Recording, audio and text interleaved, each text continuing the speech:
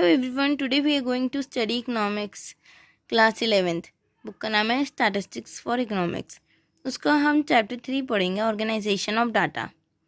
अब इस चैप्टर में दो वर्ड्स कवर होते हैं, ऑर्गेनाइजेशन और क्लासिफिकेशन, जो कि आप कह सकते हैं इम्पॉर्टेंट है, या फिर इन्हीं दो वर्ड्स को हम बार बार यूज़ करेंगे।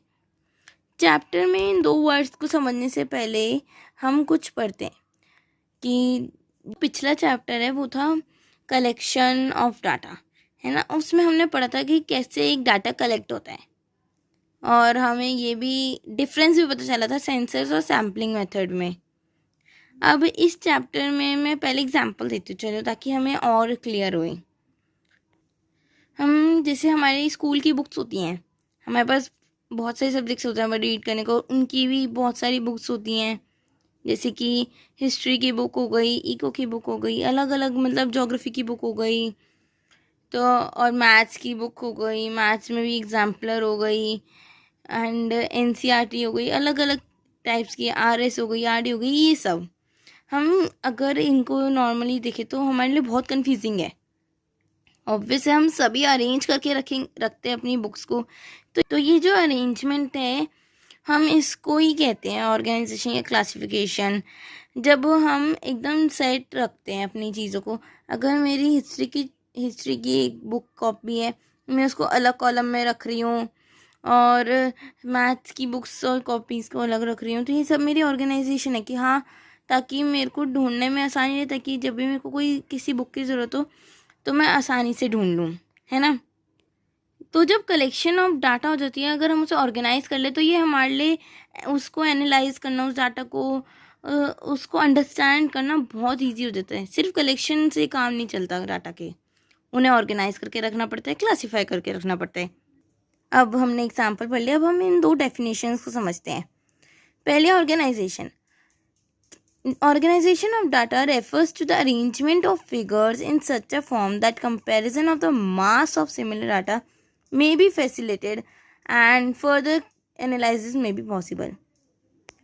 डाटा का ऑर्गेनाइजेशन क्या होता है?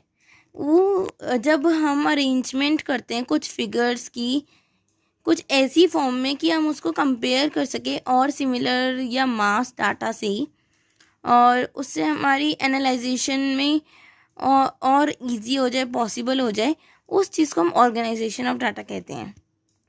जैसे जो भी हमने एग्जाम्पल पढ़ा था, उसमें हमने एजुकेशन पर्पस बुक्स को ही ऑर्गेनाइज कर दिया डिफरेंट वे में, ताकि हमारे लिए वो इजी हो जाए सर्च करना कि कौन सी बुक हमें अभी पढ़नी है, कौन सी की ज़रूरत है। ये इजी बना रहा है सिर्फ।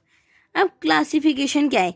Arranging or organizing things into groups or classes based on some criteria is known as classification. जब हम चीज़ों को अरेंज करते हैं या ऑर्गेनाइज करते हैं कुछ ग्रुप्स में या क्लासेस में, जो कि किसी क्राइटेरिया पे बेस्ड होती है, उसे हम क्लासिफिकेशन कहते हैं।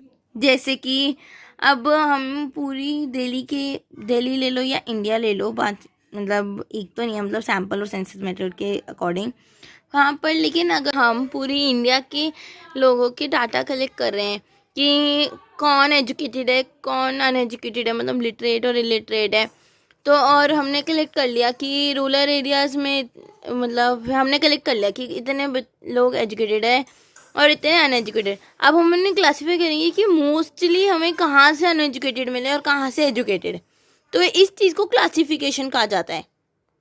For today this is the introduction of the chapter organisation of data. Next part में आगे का करेंगे, raw data and all. Now bye.